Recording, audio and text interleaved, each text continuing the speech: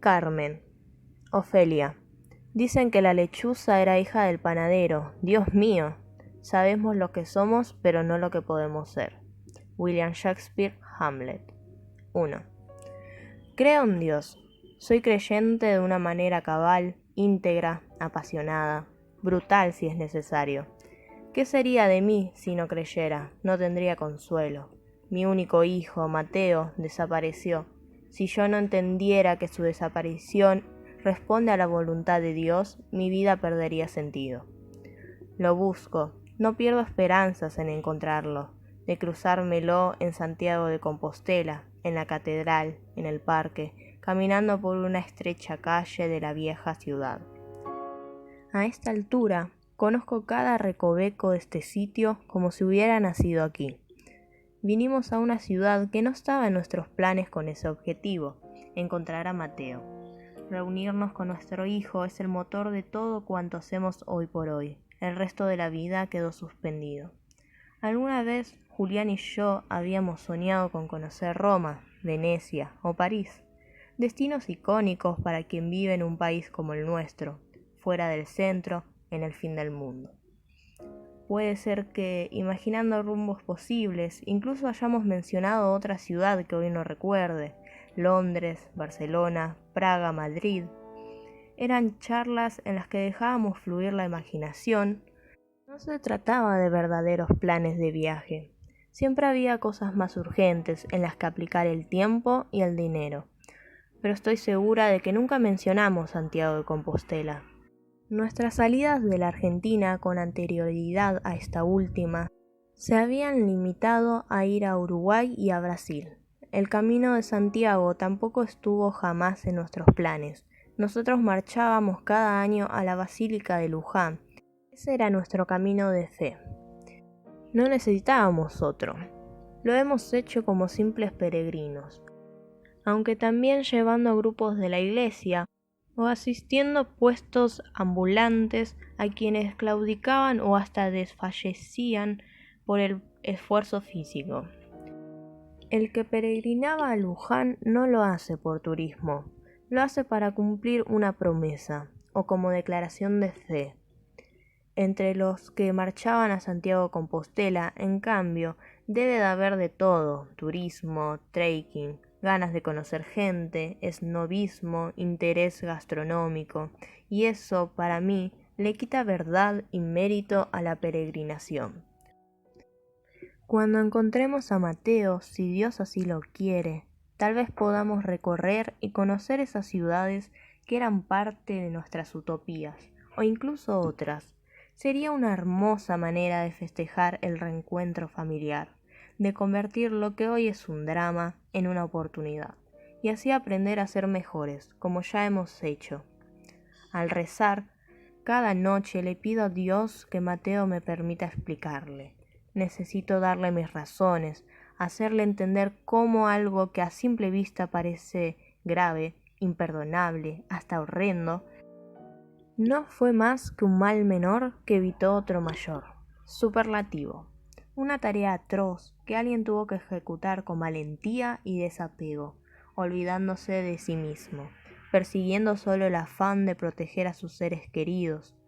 Sé que hablando con Mateo, en una charla sincera, él lo entendería, que aquello que lo perturba se disiparía ni bien yo le pudiera dar mis razones. Estoy convencida de que nos abrazaríamos, lloraríamos uno en el hombro del otro, y por fin él, con cariño, habiendo comprendido, me diría: «Pobre mamá, por lo que tuviste que pasar, pobre mamita». Porque si en esta historia hay alguien que tuvo que meter las manos en el barro, en la inmundicia, para hacer lo que había que hacer sin cometer ni delito ni pecado, esa soy yo. Y lo que había que hacer no fue algo sencillo ni agradable. Julián no habría podido solo. Julián no habría podido. Quizás cuando Mateo sepa, cuando entienda mi papel en este asunto, cuando acepte el porqué de lo brutal, de lo horrendo, aún le resulte difícil perdonar lo que hizo su padre. Yo me esforzaré para que lo haga. Si ya lo perdonó Dios, ¿cómo no lo vamos a perdonar nosotros? Julián confesó inmediatamente la breve relación que había mantenido con Ana, mientras él era seminarista, si es que a eso se le puede llamar relación. Lo confesó, se arrepintió, hizo la penitencia que le indicó el padre Manuel y fue perdonado. ¿Qué otro delito o pecado se le podría atribuir a Julián que haber tenido sexo con Ana? ¿La circunstancia de que lo hayan hecho sin protección? Es muy fácil responder que sí ahora, 30 años después. Pero, ¿quién usaba un condón en aquella época? Mateo hoy es un hombre. Si se permite la oportunidad de analizarlo fríamente, sin pasión, sumando el cariño que se merece un padre que ha dado la vida por él, no será capaz de condenar a Julián por una necesidad sexual que no pudo reprimir. No le resultará fácil. Para los hijos, sus padres son asexuados, y un padre como Julián, tan espiritual, tan poco preocupado por las cosas mundanas, tan poco pendiente de lo banal, más aún. No sé cuánto sabe mi hijo, tampoco sé cuánto sabía mi padre al momento de morir. Él habló con Julián de la muerte de Ana y lo echó de su casa. Sin embargo, nunca quiso hablar conmigo de detalles, nunca me interrogó a fondo como lo hizo con él. En el breve lapso que transcurrió entre el perentorio llamado a Julián y su muerte, mi padre me recriminó que, sabiendo que había tenido participación en alguno de los hechos relacionados con la muerte de Ana, yo hubiera podido enamorarme de él y lo hubiera metido en nuestra familia. Mencionó la muerte, pero no lo que pasó con su cuerpo. Mira el lado positivo, papá. Si hubiera renunciado a mi amor por Julián, no existiría Mateo, dije, y ese argumento puso fin a cualquier discusión. Mateo era su talón de Aquiles, su punto débil. Desconozco qué le agregó mi padre a la historia que le contó a mi hijo, porque más allá de lo que supo, tiene que haber inventado, supuesto, completado vacíos de información. Así que debo decir, no sé si Mateo huyó de nosotros porque no pudo soportar la verdad, parte de la verdad, medias verdades o simplemente mentiras. No obstante, si a pesar de mis ruegos, si a pesar del profundo dolor con el que amanezco cada día, no se me concede la posibilidad de encontrar a mi hijo y hablar con él, cara a cara, como dos adultos, tendré que aceptar que eso es lo que Dios quiere, y una vez más, seguir hacia adelante con fe. Tardé varios años en quedar embarazada. Jamás nos cuidamos, ni siquiera con el método Blinch. Estuvimos de novios 4 años, oficialmente fueron solo 3, porque el primero mantuvimos la relación en secreto. No fue que la ocultáramos por la muerte de Ana, sino porque no nos parecía correcto que Julián se apareciera por casa como mi novio, habiendo pasado tan poco tiempo desde que había dejado el seminario. No queríamos que nadie concluyera que nuestro amor era anterior a esa decisión. Entre nosotros tratábamos de hablar de Ana lo menos posible, así no nos preservábamos de que su sombra empeñara la relación que estábamos construyendo, deambulando como un fantasma itinerante que no encontraba destino. Poco a poco, a partir de que nos casamos, aquella sombra empezó a desvanecerse hasta desaparecer. Teníamos mucho en qué poner nuestra energía. No pensábamos en nosotros dos, sino en la familia que queríamos concebir y hacer crecer.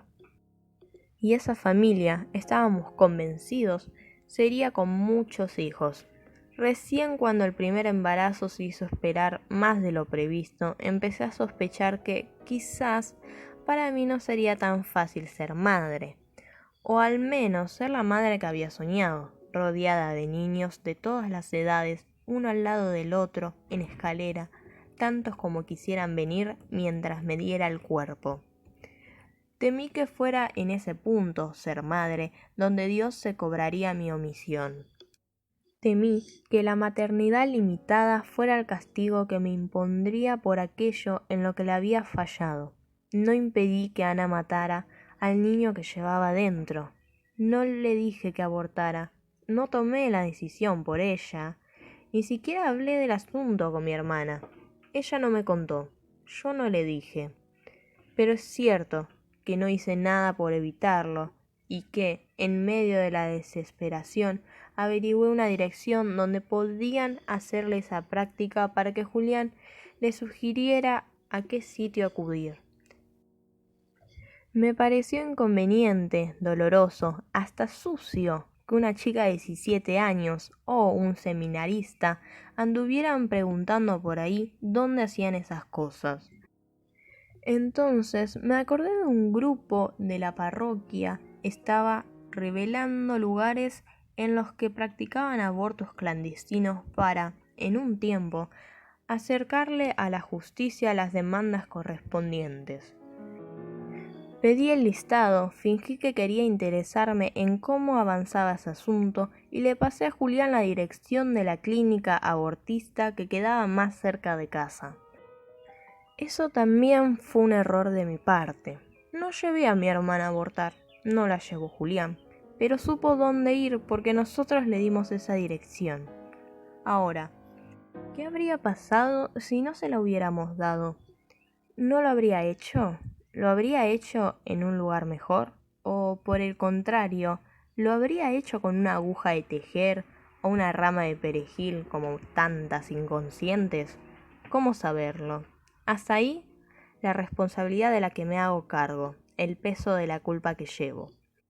No creo que de no haberle dado la dirección habría cambiado el hecho de que Ana muriera, porque eso, su muerte, fue voluntad de Dios.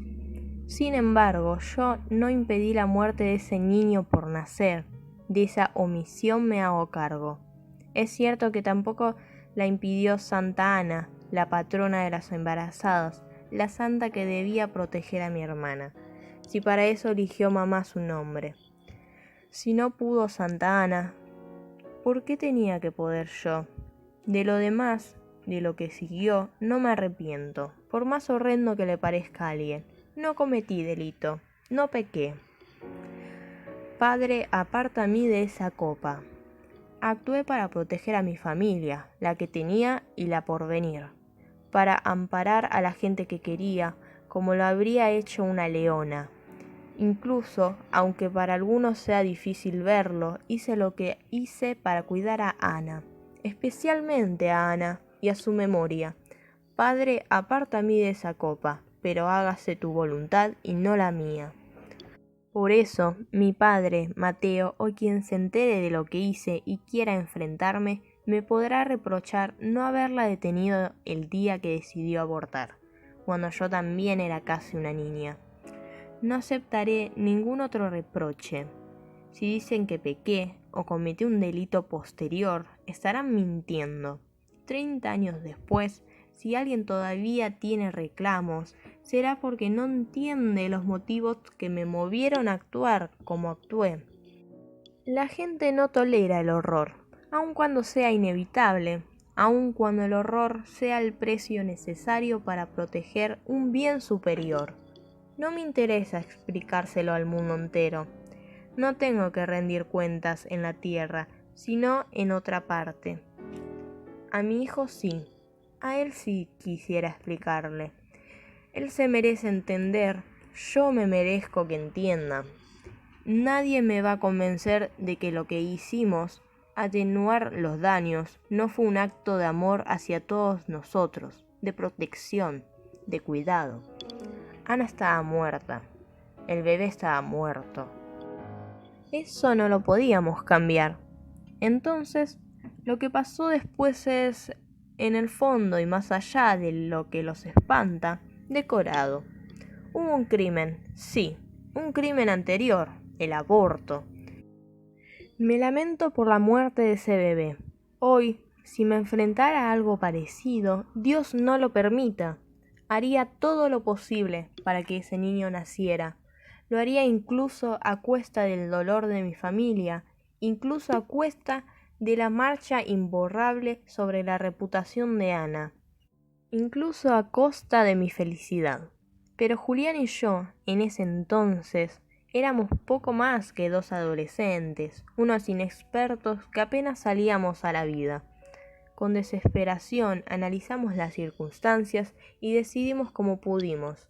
¿A quién podía cruzársele por la cabeza que Ana moriría? A nadie. En cambio, teníamos la certeza de que si Ana seguía adelante con el embarazo, las circunstancias habrían sido espantosas, no solo para ella, sino para los que la rodeábamos. Mi madre se habría enfermado por la pena, al enterarse que su hija menor, una niña aún, había perdido la virginidad en una relación casual, sin ningún compromiso, un intercambio sexual donde no había habido amor verdadero. Y mamá, que apenas era muy sensible a la mirada de los otros, tendría que haber soportado los comentarios de los vecinos, de sus amigas, de nuestros parientes, azorados por los actos de Ana, que habría quedado manchada para siempre como una madre soltera, una chica que necesitó tener vida sexual prematura e irresponsable. Por su lado, Julián habría sido despreciado dentro del seminario. Una cosa es abandonar la carrera sacerdotal por propia voluntad, luego de meditarlo y decidirlo con convicción, después de discernir la vocación verdadera con Dios y en la plegaria. Y otra cosa, hacerlo en medio del oprobio de una relación prohibida que termina en embarazo. Mi padre, que tanto se jactaba de querer saber la verdad, habría tenido que lidiar con mamá y su pena, una mujer con episodios depresivos recurrentes que, con este agregado mayúsculo, hasta podría haber tenido intentos de suicidio. Pero también papá se habría visto obligado a sostener a una hija soltera que seguiría viviendo en su casa y con un bebé. Por nuestra parte, Julián y yo ya no habríamos podido haber soñado con tener una vida compartida, con formar una familia, con crecer juntos en la fe y en el amor. Lo digo y se me quiebra la voz, puro dolor para todos. Por supuesto que es pecado acabar con la vida de un inocente para preservar cualquier dolor. Eso no tiene discusión, y por lo que es, jamás le habríamos dicho a Ana que hiciera lo que hizo. Tampoco supusimos, ni se nos cruzó por la cabeza, que ella podría morir en ese acto.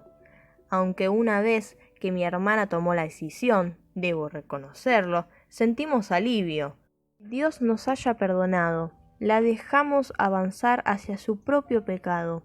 Ana, al matar a un inocente, estableció el precio que estaba dispuesta a pagar a cambio.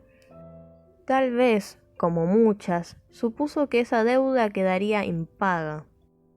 La mayor paradoja dentro de esta historia familiar es que si Ana no hubiera muerto como consecuencia del aborto, habría podido seguir con su vida tal como ella quería. Más aún, si ella en esa vida se hubiera arrepentido de su acto y no hubiera confesado, Dios, que es pura misericordia, la habría perdonado. No sé por qué lo que tenía que salir bien salió tan mal, pero acepto que fue por la voluntad de Dios, y Dios muchas veces tiene planes para nosotros que no llegamos a comprender. Lo dijo Jesús en el Monte de los Olivos. Me lo repito cada vez que se me aparece la imagen de aquel momento perturbador en que tuve que aceptar el llamado a actuar. Padre, si es posible, aparta de mí esa copa, pero no se haga mi voluntad, sino la tuya. Lucas 22:42. Por eso, sé que el castigo que reservó Dios para mí no fue por los actos posteriores a la muerte de Ana, sino por permitir que ella abortara. Lo que siguió no fue más que la copa que me pidió beber, su voluntad, y así también por la voluntad de Dios. A pesar del deseo y de nuestros planes, solo pude tener un hijo. Después de la cesárea en la que nació Mateo, tuve una infección intrahospitalaria. Estábamos en casa, el día siguiente al alta, y empecé con hemorragias incontrolables. Julián me llevó de inmediato a la clínica donde había sido el parto. Ni bien me revisaron en la guardia, los médicos se asustaron tanto que me trasladaron al quirófano. Le dijeron a Julián que era una septicemia generalizada y que o me vaciaban o me moría. Me vaciaron. Lo digo y se me desgarra el alma, aún hoy, tantos años después. Fue duro aceptarlo. Nos refugiamos en la oración y en Mateo, ese bebé que fue haciéndose hombre a nuestro lado, en el que pusimos todo lo que podíamos dar como padres, como educadores, como catequistas. Nuestro hijo siempre fue una luz, un faro, un chico que era pura bondad. La familia que habíamos formado era la envidia de los que nos conocían, siempre juntos, siempre los tres.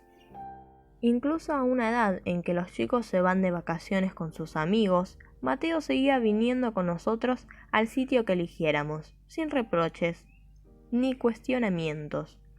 A Julián le preocupaba que nuestro hijo se sumara al plan familiar porque no tenía otro programa posible, al no sociabilizar bien con sus pares, pero no era eso, sino que disfrutaba de estar con nosotros.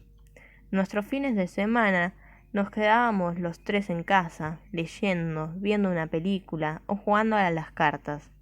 Tuvimos una vida muy feliz, hasta que, hace un tiempo, Mateo empezó a frecuentar más a mi padre. Por distintas circunstancias iba solo, sin nosotros.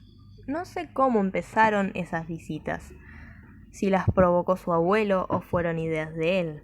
Al principio creí que fortalecer ese vínculo podía ser bueno para Mateo, que le permitiría acercarse a un modelo masculino diferente del de Julián, que tiene muchas virtudes, pero también una cierta apatía, un desgano crónico, como si su batería diaria cargara apenas hasta la mitad. Mi padre, aun a la edad en que murió y llevando esa enfermedad a cuestas, era pura energía. Julián y él no se parecían en nada. De cualquier modo, incluso en sus defectos, pensé, los dos eran modelos de hombre posibles, ejemplos de varones. Sin embargo, me equivoqué, y cuando me di cuenta, era demasiado tarde. Mi padre, por más que siguiera declarándose católico, hacía rato que había dejado de serlo, o al menos no se comportaba como tal. Ponía en cuestión dogmas de fe, verdades que quienes somos creyentes no discutimos. Al principio yo creía que se juntaban a dibujar catedrales y eso me pareció hermoso, una manera de unir un don artístico que ambos tenían con la fe. Pero poco a poco mi padre empezó a meterle en la cabeza de mi hijo ideas controvertidas, especialmente sobre la evolución de especie y otros divagues genéticos. Teorías supuestamente científicas que nosotros, los que somos profundamente católicos, no aceptamos porque sabemos cómo descubrir el engaño y la manipulación que se esconden detrás de ellas. Seguramente mi padre, un fanático de los libros, habrá sumado a su propia charla lecturas perturbadoras, descabelladas, que en la cabeza de alguien como Mateo, que está en plena formación, pueden causar más estragos que la droga. Yo a veces me hacía la tonta porque no quería generar una pelea, pero llegué a esconder libros que encontré en la habitación de mi hijo y que me parecían sospechosos, libros que, no tengo dudas, venían de la biblioteca de su abuelo. Es que mi padre fue un creyente a medias, tomaba lo que le convenía y lo que no lo ponía en discusión. No pudo aceptar que para un católico no fuera posible una libre interpretación de la Biblia, por ejemplo. La leía, pero la discutía. Mamá ya ni lo escuchaba. Lo mismo quieren hacer las teólogas feministas. Inventan una Biblia nueva que avale las conclusiones a las que ellas quieren llegar de antemano. Muchas veces intentaron acercarme a sus grupos. Soy una teóloga con cierto prestigio, y mi nombre junto al de ellas les habría resultado conveniente. nada más lejos de mí que discutir lo indiscutible. En ese sentido, y aunque nunca le reconocería frente a terceros, a quien yo más respeto en la familia es a Lía. Ni ella ni yo validamos las medias tintas. O sos católico o no lo sos. Si no lo sos, deberás atenerte a las consecuencias de tu vida vacía por no creer en nada. Si lo sos, no discutas ni la fe ni la iglesia. Cada día que pasa me convenzo más de que el silencio de Mateo y el hecho de que se haya vuelto invisible tiene que ser consecuencia de mi padre. En alguna de esas cartas que le dejó, lo predispuso en contra de nosotros. Si lo hubiera hecho antes de morir, me habría dado cuenta. Mateo habría tenido una crisis temprana, se habría ido a vivir con él, nos habría enfrentado. Nada de eso pasó. Desde el momento en que Susana, la mujer que cuidaba a papá, mencionó esas cartas, supe que ahí había un peligro. Intenté encontrarlas, dediqué horas a buscarlas, pero no las pude hallar. Me dormí muchas noches angustiada, tratando de averiguar qué decían. Se habían convertido en una obsesión que no me dejaba dormir. Me inventaba un texto posible, me amargaba, lo tachaba de la mente y arrancaba con otro. ¿Qué le contó mi padre? ¿Cuánto? Y sobre todo, ¿para qué? Una crueldad sin sentido. El paso del tiempo había cerrado aquellas heridas. Nunca voy a entender por qué mi padre se encaprichó una y otra vez en abrir nuevas. Lo que tuvo que atravesar mi familia no se lo deseo a nadie. Lo que tuve que atravesar yo, menos aún.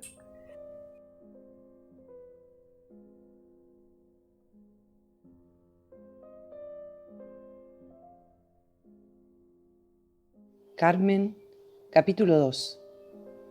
Para todos éramos la Sardá, pero Lía, Ana y yo no fuimos nunca las hermanas unidas que ese modo de nombrar nos hacía suponer.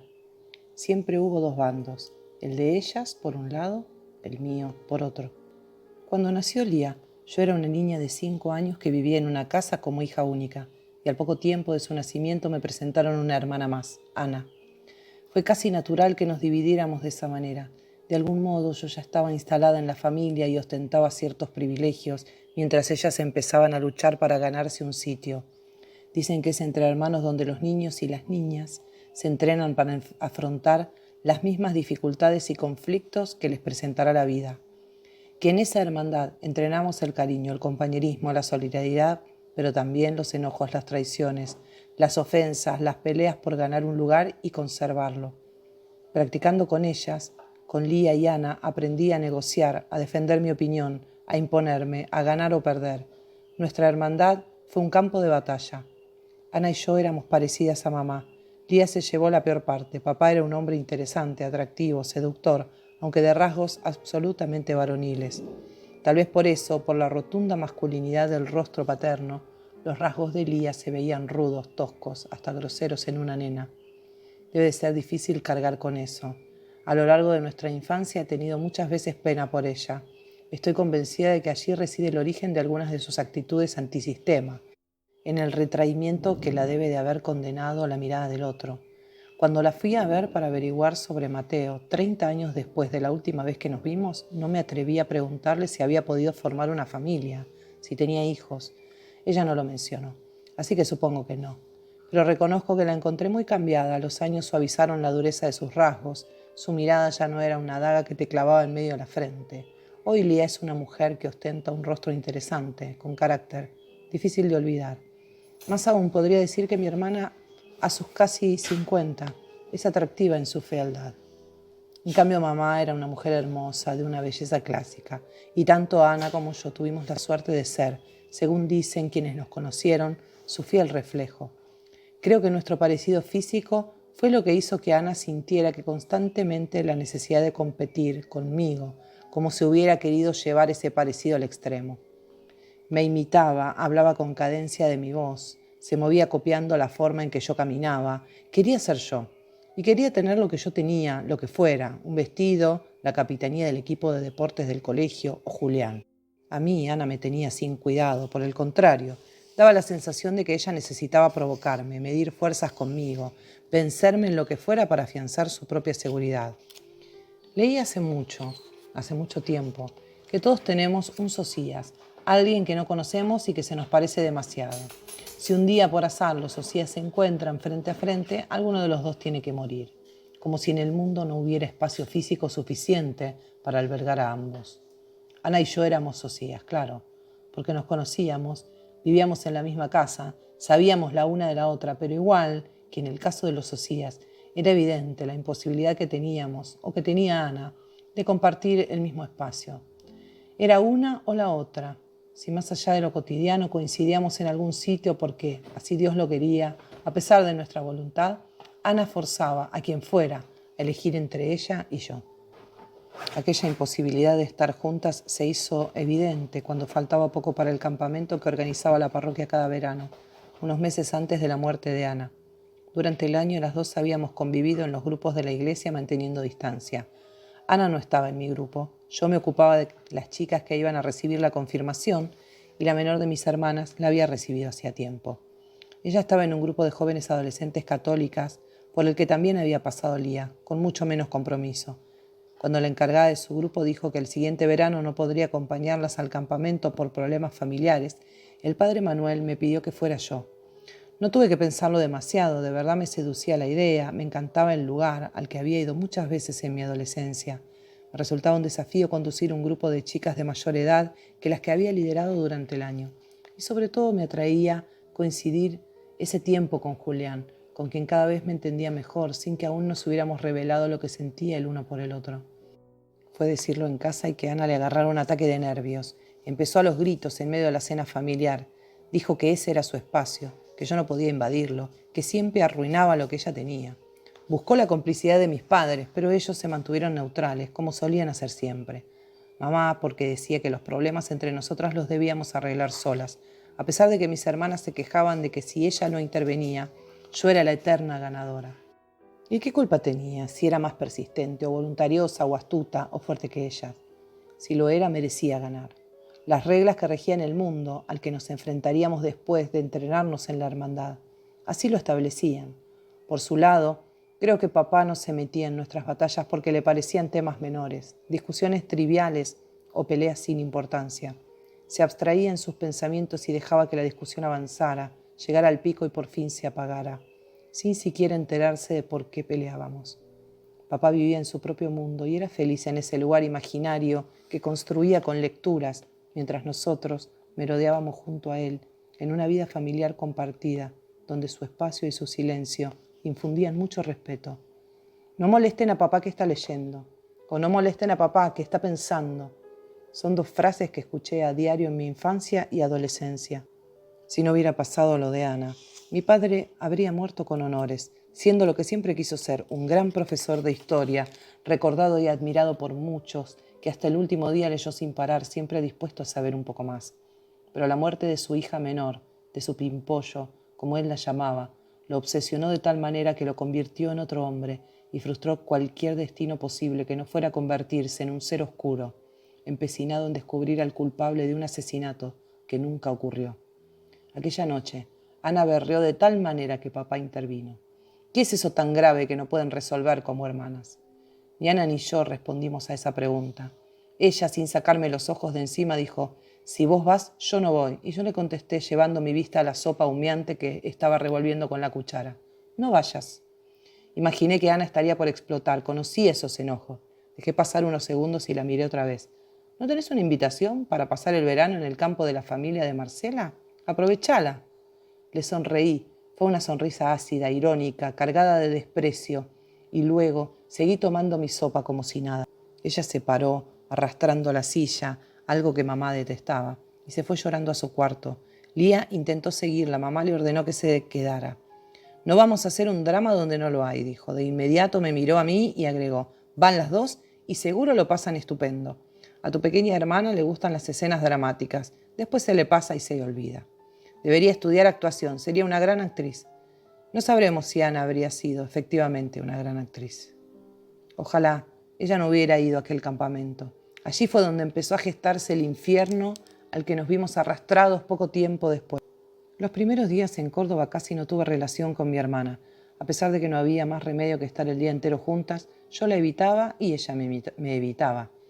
El grupo era grande y si quería darle alguna orden específica, por ejemplo, que fuera puntual cuando nos juntábamos a hacer la oración de la mañana, se lo decía al grupo en conjunto, como si todas hubieran cometido la falta. Aún tratándola así, elípticamente, se percibía una fuerte tensión. Sin embargo, con el correr de los días, Ana pareció haber bajado la guardia.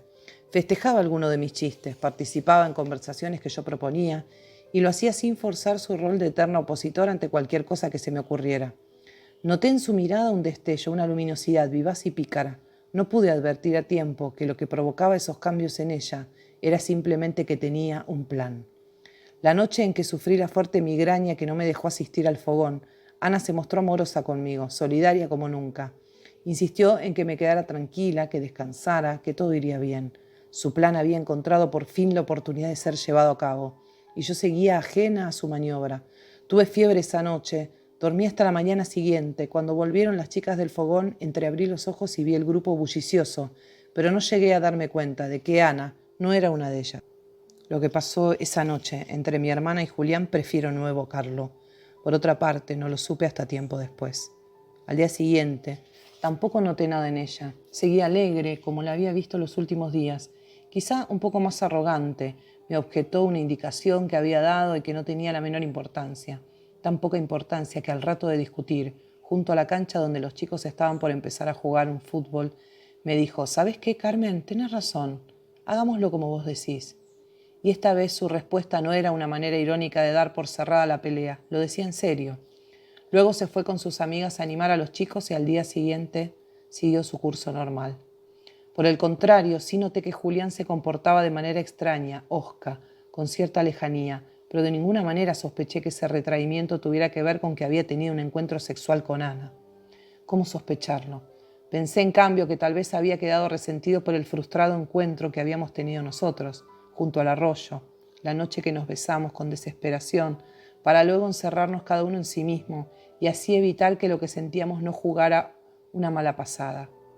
Me dolía que fuera eso, yo quería que mantuviéramos nuestra amistad, todavía no me permitía desear que él no fuera sacerdote. Otra razón posible era que con el correr de los días, simplemente, tanto joven a su cargo lo estuviera empezando a fastidiar. Y esa era la hipótesis que me tranquilizaba.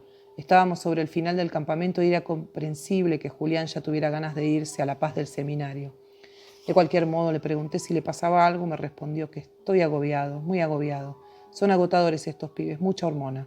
Le respondí yo sin darme cuenta de que él era el motivo de su agobio. Mucha hormona, repitió Julián y bajó la mirada. No se me ocurrió que ese comentario fuera también aplicable a sí mismo.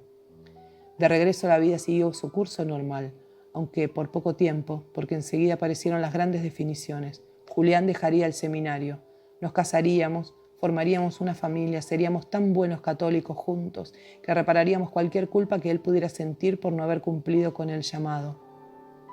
Pero junto con las grandes definiciones, llegaron las obsesivas preguntas de Ana. Mi hermana me interrogaba acerca de Julián cada vez que me cruzaba. Yo estaba convencida de que ella sospechaba que pasaba algo entre nosotros, que por qué él había desaparecido, que cuándo vendría a la parroquia, que dónde estudiaba. Se lo conté a Julián, estaba molesta, pero no esperaba que la conversación terminara en nada trascendente. Apenas compartir con él lo que yo ya sabía, que Ana me envidiaba. Para mi sorpresa, primero se quedó mudo, unos minutos eternos, y después me confesó sin más lo que había pasado en el campamento. El dolor fue brutal. Después de oírlo, fue como si mi cuerpo hubiera quedado allí y yo estuviera viajando a otro planeta. Me contó cómo se le acercó a Ana, cómo aprovechó la noche en que yo no estaba, sus métodos de seducción. También me habló de su propio deseo sexual que no supo controlar, que ese deseo se había despertado después de nuestro beso. Hasta tuvo la impertinencia de decirme que cuando estaba con ella pensaba en mí. Fue una revelación devastadora en todo sentido. Quise pegarle, quise golpearlo hasta que le doliera. ¿Cómo había podido? ¿Cómo se había atrevido a manchar aquello con lo que soñábamos? Pero más aún que pegarle a él, quise correr a casa y reventar a golpes a Ana, terminar las dos revolcadas por el piso a las trompadas en un duelo a muerte. La odié, sentí asco, sentí vergüenza y una profunda ira. Me fui a caminar, mi cabeza estaba en ebullición. Julián quiso retenerme, pero me deshice de él. Era consciente de que Ana, por esta única vez, una importante y decisiva, me había ganado.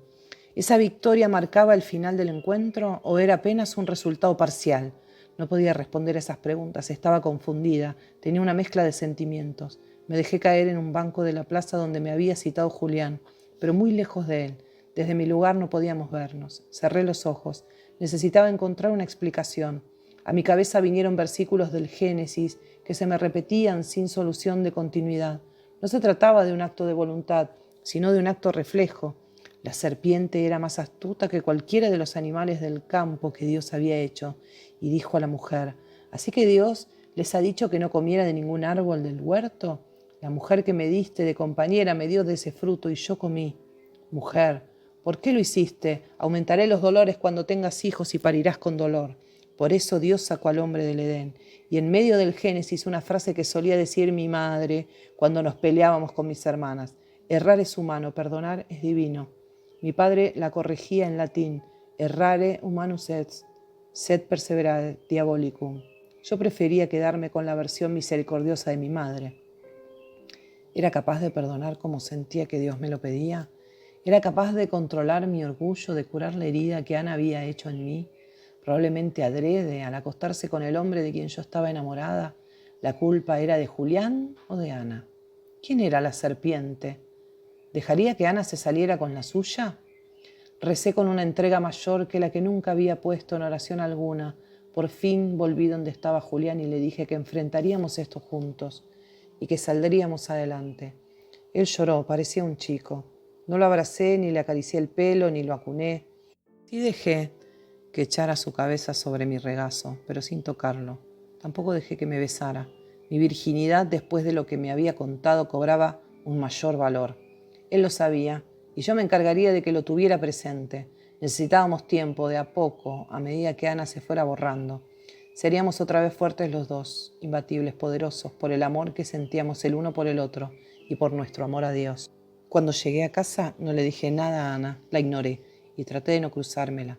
Era cuestión de dejar que los días corrieran, que Julián saliera del seminario, que ella aceptara que ya no habría nada entre ellos dos, que por fin él pudiera presentarse como mi novio oficial. A eso apostamos, pero nos faltaba una prueba más. Asumida la noticia de que Julián había tenido sexo con Ana, creí que no habría otros escollos que superar. Quedaba el peor, el embarazo de Ana. Lo supo Julián el día que ella se presentó en el seminario con la noticia. Lo supe yo unos días después cuando él me lo contó. Eso sí pareció un golpe mortal. Me derrumbé. Recé, le pregunté a Dios por qué había dejado que pasara lo que pasó. Busqué una señal en el drama que él había puesto en mi camino.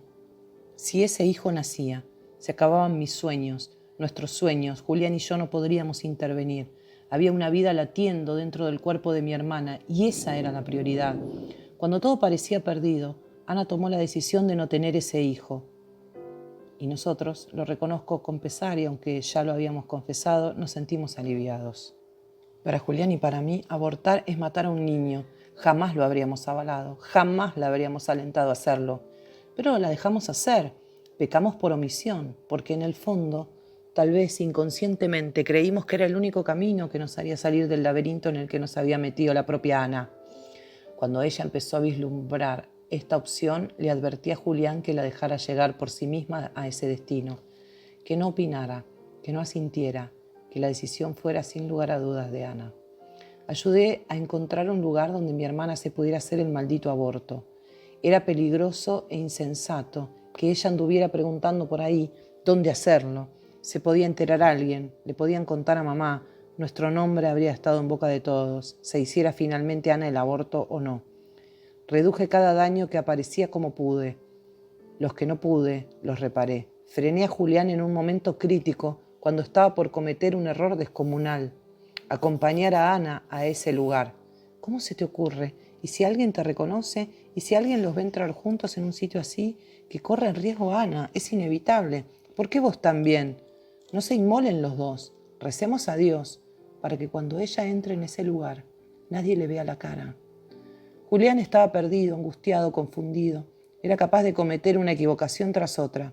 Eso me obligó a estar muy atenta, más pendiente del aborto de mi hermana de lo que hubiera querido. Cuando ella se lo hizo, Pasé el día entero con él. Lo acompañé en la iglesia con cualquier excusa. Si bien el padre Manuel ya estaba al tanto de nuestra relación, había pedido discreción extrema y, por supuesto, nada sabía de lo que estaba por hacer Ana. Cuidé a Julián, lo llevé a caminar, le traje comida, lo hice comer. Era un zombi, detenido en el tiempo como en la mancha venenosa, sin poder hacer ningún movimiento, hasta que todo pasara de una buena vez. Entonces empezar de cero. Julián era incapaz de hacer ninguna otra cosa que no fuera esperar. Por fin al mediodía, Ana lo llamó para avisarle que ya estaba hecho, y al rato para reclamarle que estuviera con ella. Decía que no se sentía bien. Era un reclamo inútil. ¿Qué pretendía? ¿Que Julián fuera a mi casa? ¿Presentarse ella en ese estado en la parroquia? Lo convencí de que se quedara tranquilo, que yo iría a verla, y que sin que Ana sospechara que estaba al tanto de nada, me aseguraría de que estuviera bien y que no diera pasos en falso. Eso hice. Cuando llegué a casa, Ana estaba encerrada en el cuarto que compartía con Lía. Abrí la puerta con cuidado. Dormía. Estaba sola y estaría sola lo que quedaba del día. Nuestra hermana, que había empezado los exámenes de la facultad, se quedaba a dormir en Buenos Aires, en casa de una compañera por el resto de la semana. La ida y vuelta en el tren le quitaba muchas horas de estudio, me dijo mamá. No me interesaba nada de lo que mamá me contara acerca de Lía y sus exámenes, pero sí saber cuáles serían los movimientos de la casa. Esa noche Ana no bajó a cenar. Me ofrecí a alcanzarle la comida. Cuando fui dormía, se la dejé a un lado por si despertaba en la madrugada con hambre, y me fui a dormir también. Al día siguiente Ana faltó al colegio. Me pareció razonable, tampoco era una pavada lo que había hecho, y si se sentía mal, era mejor que no anduviera por ahí llamando la atención.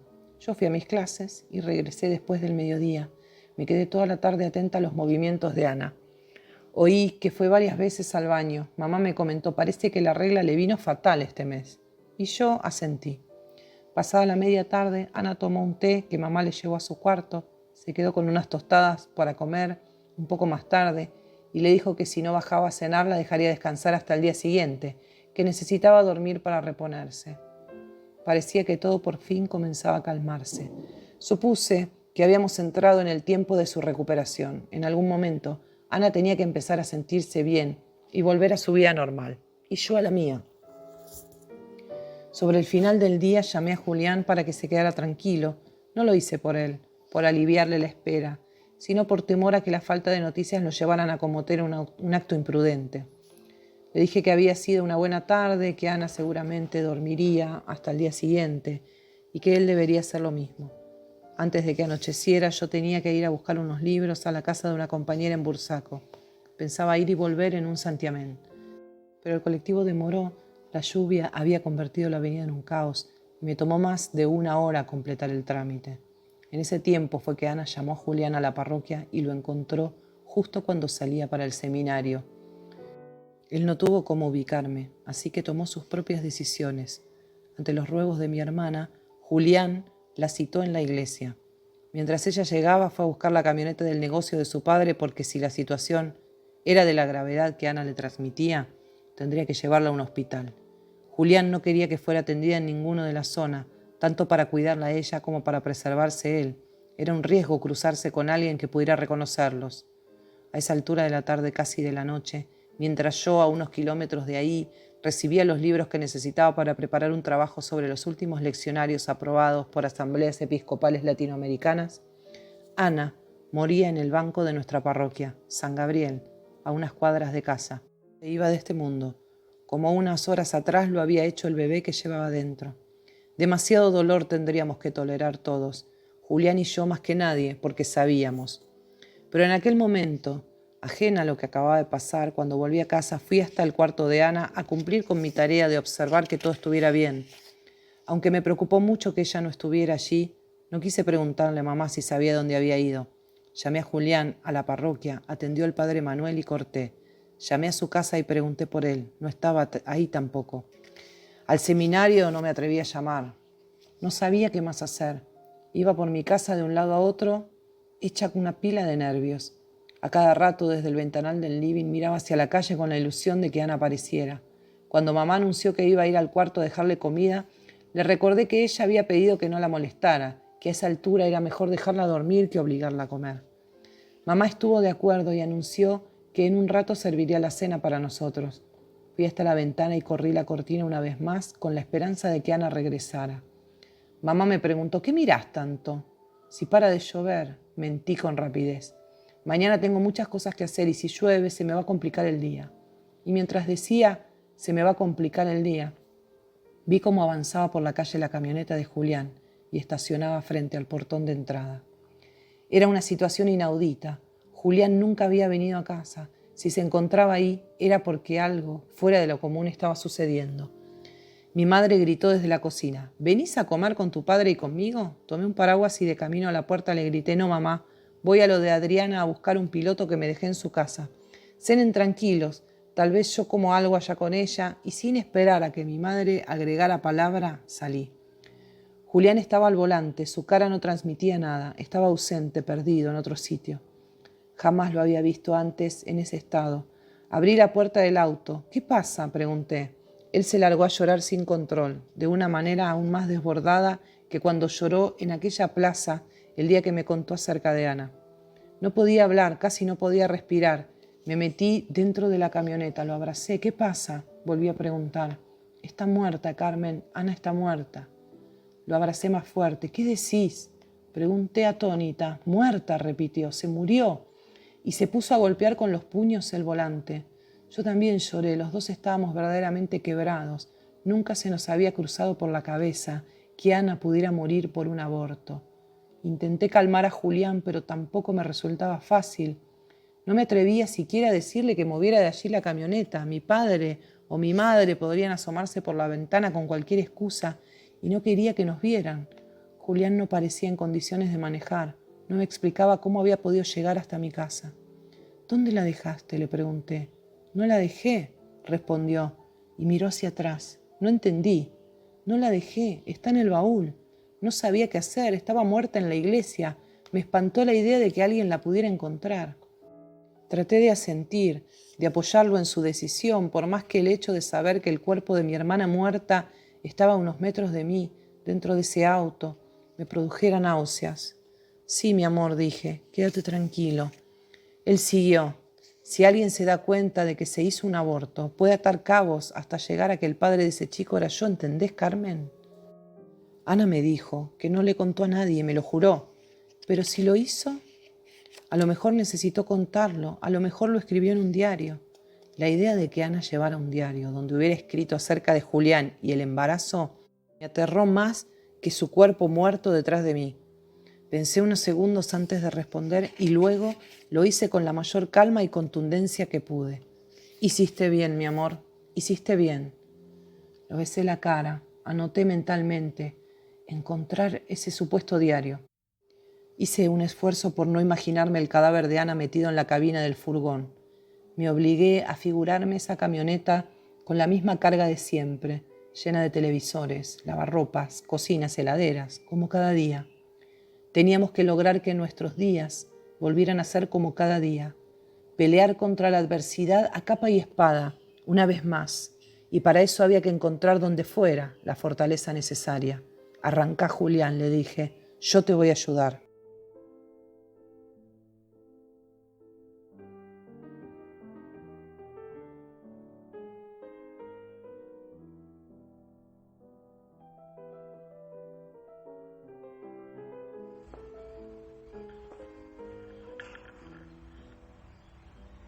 Yo no sabía cómo olía la sangre. Esa noche supe. Huele a metal. Quien cree que puede predecir el olor de litros de sangre de antemano se equivoca. Ni la menstruación, por más abundante que sea, ni una herida, por más profunda que sea, huelen como olía la sangre de Ana. La idea nunca fue cortar su cuerpo, pero llovía, entonces no quedó otro remedio. En realidad tampoco se trató de una idea, sino de improvisación, de decidir y de actuar ante un hecho consumado. Hicimos lo que pudimos. Si salió bien fue porque así Dios lo quiso, y no porque nuestro plan haya sido inteligente ni el método apropiado. Aparta de mí esa copa, pero hágase tu voluntad. Estoy segura de que hoy con lo que ha avanzado la ciencia, de nada habría servido tanto esfuerzo para ocultar el aborto de Ana. En pleno siglo XXI, con el uso del ADN en cuestiones forenses, todo salta a la luz. 30 años atrás, en la Argentina, en el conurbano bonaerense, para ser precisa, no. Reconozco que con Julián fuimos inconscientes y que nos ayudó la impericia de quienes trabajaron en el caso. También que el padre Manuel haya hablado primero con el comisario a cargo y luego con el juez de la causa para pedirles, como buenos católicos, celeridad y discreción por respeto a la familia de la víctima. Sé que intercedió, porque él mismo le confirmó a Julián que hizo esa gestión por nosotros. El padre supo, bajo secreto de confesión de Julián, que Ana había muerto en un aborto. Rezó por ella y pidió a Dios que la perdonara. Cuando fui a confesarme con él, unas semanas después, lo hice entre lágrimas. Debí detener a Ana. No debí permitir que matara a ese niño. Él me consoló y me dijo: Dios es pura misericordia y perdona a quien se arrepiente. Tenés la suerte de poder arrepentirte en vida.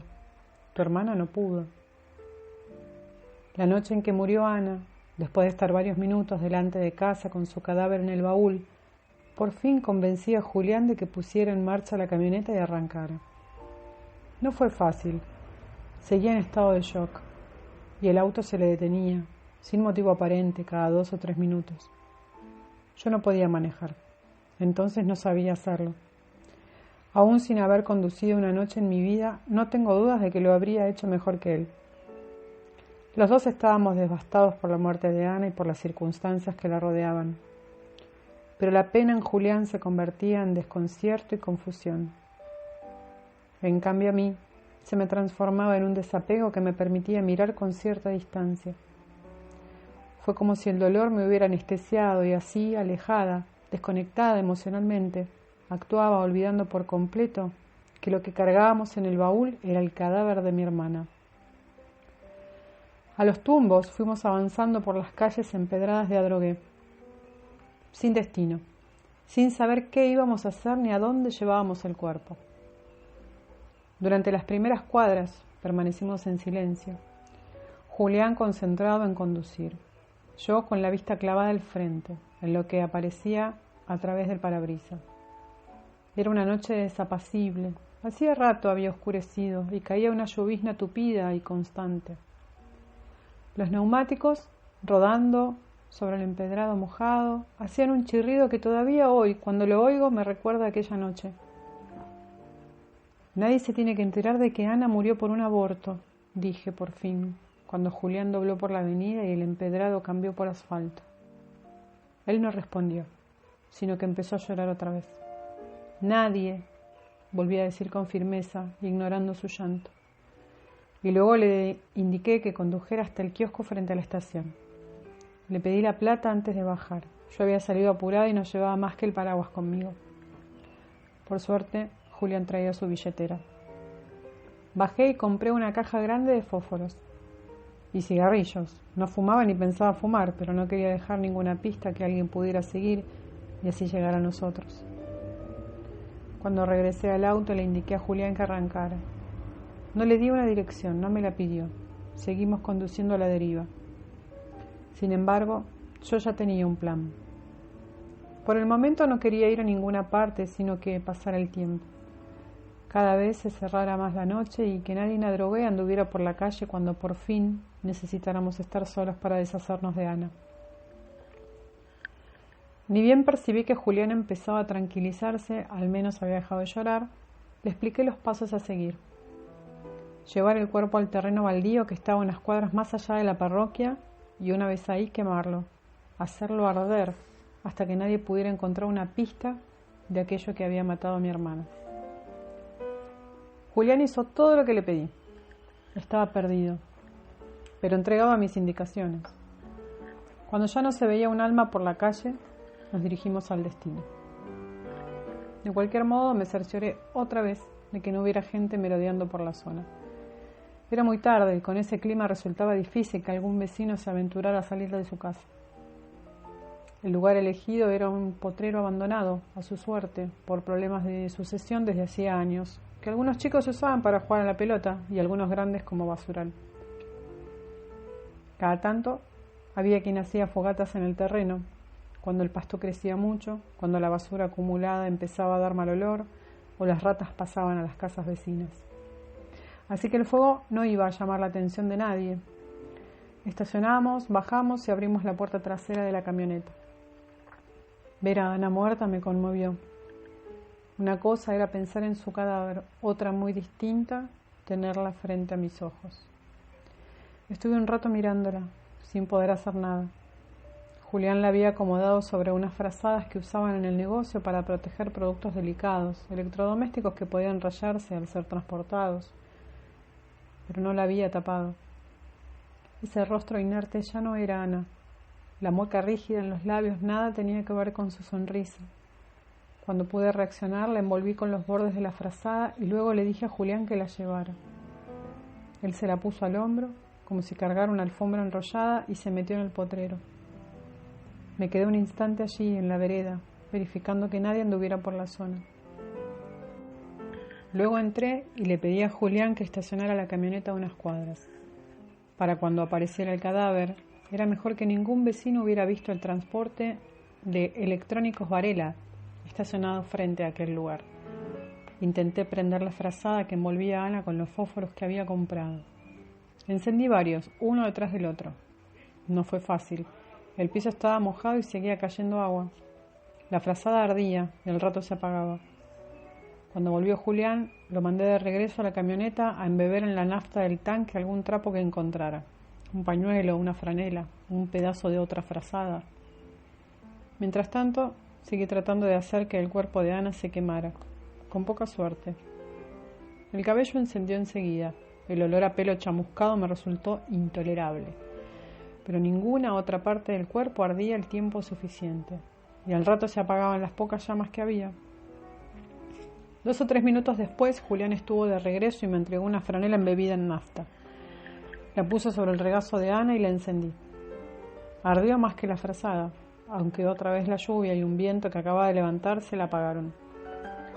Empezaba a aceptar que iba a ser imposible hacer arder el vientre y las partes íntimas de mi hermana, hasta el punto que nadie pudiera dilucidar si lo que pasó por su cuerpo había sido un aborto, una violación, una práctica sexual de riesgo o qué.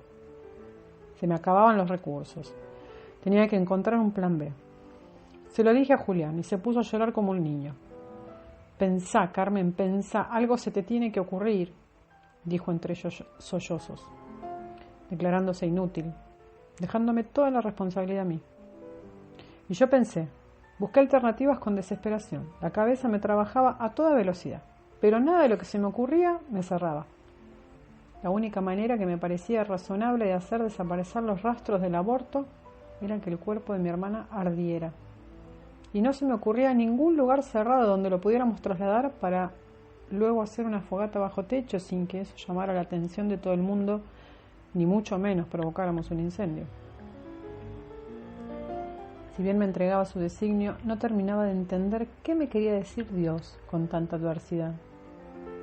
No era necesario que permitieras que ardiera el cuerpo entero, Dios mío, pero sí al menos que el trapo embebido en nafta hubiera logrado encender ese trozo. Me encontré diciendo un rato después con los ojos clavados en el vientre de Ana. Y al decir trozo, se produjo una epifanía. Por fin vi con claridad. Lo que tenía que hacer era llevar el pedazo del cuerpo de Ana que necesitaba calcinar a mi horno de cerámica. Ese horno levantaba temperaturas indicadas para achicharrar lo que fuera. Sin duda, tanto o más que una pira crematoria. Tendría que hacerlo con cuidado. No quería que su cuerpo se convirtiera en cenizas, sino que se quemara de modo que no se supiera qué le había pasado a mi hermana. Solo eso. Claro que Ana no entraba toda ahí. El horno tendría apenas medio metro de ancho. Lo había comprado porque creí que la cerámica, barro, arcilla o porcelana, era la práctica artística que me interesaba. Al tiempo la abandoné cuando me entusiasmé con hacer esculturas de metal de santos, ángeles o vírgenes, que luego pudieran ser exhibidas en el patio de alguna iglesia. Primero invertí en el horno y luego, con el afán de trabajar el cobre o el hierro, entregué mi aguinaldo entero a cambio de una amoladora inalámbrica de última generación. Calculé a ojo el pedazo de Ana que podría entrar en mi horno. Si cortaba en el cuello, que es una zona donde naturalmente es más fácil el corte, y en las articulaciones de las piernas, quedaría su tronco limpio para transportar y meter adentro sin dificultad. Solo 3 cortes: cabeza, una pierna, otra pierna. No hacía falta trozar los brazos, no se trataba de cortar por cortar. Con cruzarlos por delante, si el rigor del cuerpo muerto lo permitía, o acomodarlos a cada costado, bastaría. No tenía dudas de que el trozo que imaginaba entraría en mi horno. Le conté la idea a Julián. Primero se opuso y a los gritos. Tuve que calmarlo de una cachetada. No podía permitir que nos descubrieran por su escandaloso ataque de nervios. Gritaba que le resultaba aberrante, monstruoso, cortar en pedazos a Ana. A mí también, ¿o qué se creía?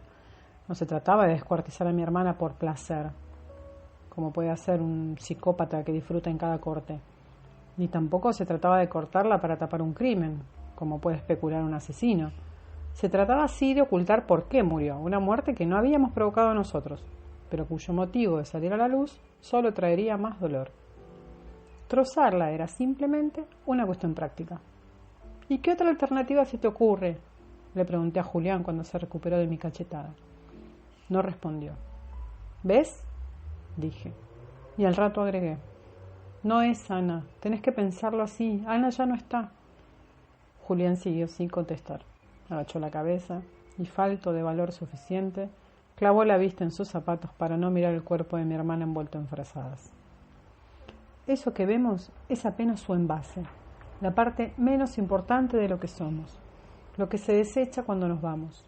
¿Estamos de acuerdo?, le pregunté para obligarlo a responder. Julián asintió con la cabeza sin mirarme. Yo seguí. Está muerta. Ana ya se fue, mi amor. Recién ahí, cuando dije mi amor, Julián pareció reaccionar. Levantó la vista, me miró, dio unos pasos hacia mí y me abrazó. Luego me dijo al oído: yo no puedo hacerlo, no voy a poder. Sin deshacerme de su brazo, de su abrazo, le respondí: lo voy a hacer yo. Tapamos el cuerpo de Ana, fuimos a la camioneta y nos dirigimos juntos a mi casa. Ninguno de los dos podía quedarse de campana. Julián tenía que manejar, yo tenía que ir a mi taller a buscar la moladora. No nos preocupaba que alguien encontrara el baldío y descubriera el cuerpo de Ana. Conocíamos a nuestros vecinos. Eso era prácticamente imposible hasta que parara de llover y se hiciera de día. Pero rezamos a Dios para que no se acercara ningún animal a husmear debajo de la frazada. Nos pusimos en marcha. Otra vez el chirrido de las ruedas sobre el empedrado. Llegamos en unos pocos minutos. Mi casa estaba completamente oscura. Supuse que mis padres ya se habrían acostado a dormir. Con seguridad y para nuestra fortuna, aceptaron que Ana seguía durmiendo en su cuarto hasta recuperarse de lo que mi madre creyó que era la regla. De otro modo, habrían estado despiertos y alertas, esperando que su hija pequeña regresara. A mí y a Lía, desde que habíamos terminado el colegio, ya no nos esperaban cada día. Sabían dónde estábamos y respetaban una merecida independencia. Yo había mentido que iría a buscar un piloto y volvería tarde. Lía dormía por segunda noche consecutiva en lo de una amiga de la facultad. Si Dios quería, no tenían motivo para estar despiertos. Y Dios quiso. Le dije a Julián que fuera a dar una vuelta a la manzana mientras buscaba la moladora. Justo cuando la camioneta aparecía por la esquina, yo cerraba otra vez la puerta de calle con mi carga a cuestas. Volvimos al terreno, corrimos la frazada. Le pedí a Julián que fuera a la calle a hacer de campana. No me parecía necesario controlar que nadie viniera, pero tenerlo ahí a mi lado a punto de desmayarse frente a lo que estaba por presenciar era peor que hacerlo sola. Me paré a la altura del cuello de Ana, una pierna a cada lado de su cabeza, mirando sus pies, de manera que su rostro quedara detrás de mí y no tuviera que verlo. Encendí la máquina, el disco diamantado empezó a girar. Acerqué el filo al cuello de Ana y lo apoyé sobre ella. Enseguida empezó a salir sangre. Abrí las piernas para no mancharme. Fue imposible. Ya resolvería después cómo deshacerme de esa ropa. Hundí la máquina en el cuello de mi hermana. Pasé la resistencia que pusieron sus huesos y seguí hasta que la cuchilla dio contra la tierra, del otro lado. El olor metálico de la sangre se me metió en la nariz. Di pasos torpes, con una pierna a cada lado de su cuerpo. dejando atrás su cabeza, sin mirarla, aunque Ana ya no estuviera allí. Me agaché y desprendí su pantalón chamuscado. Lo bajé hasta dejar al descubierto sus ingles. Al hacerlo, recorrí las piernas de Ana con la mirada y me llamó la atención ver que llevaba sus botas puestas. ¿Por qué no? Las botas de una muerta, las botas de mi hermana muerta. Sacudí la cabeza, volví a mi tarea. Estaba mojada y fría. El calor del frustrado fuego no la había encendido. El suyo era el frío de la muerte. Cortó una pierna y luego la otra. Otra vez la sangre, otra vez los huesos haciendo resistencia, otra vez la cuchilla del otro lado de su cuerpo hasta hacer tope con el terreno. Ana, en pocos minutos, era trozos. Le quité la bombacha junto con el apósito ensangrentado y me los metí en el bolsillo. Me dio mucho asco hacerlo, pero sentí temor de que esa sangre hubiera restos del bebé abortado. Me acerqué hasta donde estaba Julián. Le pedí que fuera al negocio a buscar plásticos para envolverla. Lo esperé allí. El olor a sangre ahora sí podía atraer a algún perro. Tendríamos que tapar las partes de su cuerpo hasta nuestro regreso. Corrí el trozo que iba a llevarme hacia un costado, de manera que quedaron en línea la cabeza y las piernas con un espacio vacío en medio. Preparé el trozo que cargaría conmigo, evitando mirar el resto del cuerpo. Eso no era Ana, ni lo que yo manipulaba ni lo que quedaba. Levanté el tronco y lo sacudí para que terminara de salir la mayor cantidad de sangre posible, primero agitándolo boca arriba, luego boca abajo. Los brazos hicieron movimientos poco convencionales, impredecibles. De todos modos, preferí dejarlos adosados a practicar nuevos recortes. Cuando casi ya no chorreaba, lo llevé hasta la entrada del baldío. Justo en ese momento, Julián bajó de la camioneta con 2 rollos de plástico para embalar. Le pedí que fuera a tapar las partes que quedaban, pero cuando vio el tronco con los brazos, tuvo un vaído y vomitó. Era imposible contar con él para algunas tareas. Le indiqué que subiera al auto otra vez. Desenrollé un poco de plástico, puse el tronco de Ana encima y lo hice girar como si fuera un matambre. Cuando estuvo listo, le avisé a Julián. Metimos el trozo y el rollo en el furgón. Fui donde estaban los otros restos de Ana, desplegué el otro rollo de plástico sobre ellos. Busqué unas piedras para hacer peso y que el viento no lo volara. Y cuando estuvo todo listo, fui a la camioneta y volvimos a casa. Esta vez le pedí a Julián que bajara conmigo. Eran casi las 2 de la mañana, mis padres no se levantarían. En cualquier caso, él debía permanecer en la puerta del depósito donde estaba mi taller y si venían mis padres, avisarme. La excusa que fuera para justificar por qué estaba allí habría sido preferible a explicar que estábamos quemando ahí adentro. ¿Qué estábamos quemando ahí adentro? Llevamos juntos el trozo hasta el horno y luego Julián salió. Desenvolví el paquete que había hecho, le quité la ropa que todavía llevaba puesta y la arrojé sobre los plásticos. Metí el torso de Ana en el horno. Lo acomodé. Tuve que forzar la posición de los brazos para que quedaran dentro. No fue fácil. Ese cuerpo ya no respondía a las órdenes que quería darle. Encendí el horno, lo puse a la máxima temperatura, 1200 grados, y esperé. Al poco rato el olor a carne quemada fue más intolerable que el de la sangre de Ana. Me senté en el piso y lloré. Recé y pedí fuerzas. Controlé cada tanto abriendo la puerta del horno, me topé la nariz con el brazo cada vez que lo hice. Repetí el control cada 5 minutos hasta que ese tronco tomó forma de un pedazo de carne carbonizada de procedencia indeterminada. Me resulta imposible precisar cuánto tiempo estuve allí, junto al horno, contemplando la calcinación del cuerpo de mi hermana. Pudo haber sido poco rato, pero lo sentí una eternidad. Le pedí a Julián que se llevara los restos de plástico, la ropa de Ana y que trajera otra frazada. Hice caer el tronco sin tocarlo, empujándolo con una pala de jardinería de papá que estaba en una esquina del depósito. El humo que salía de la carne chamuscada indicaba que pelaba de tan caliente. Lo envolví en la frazada.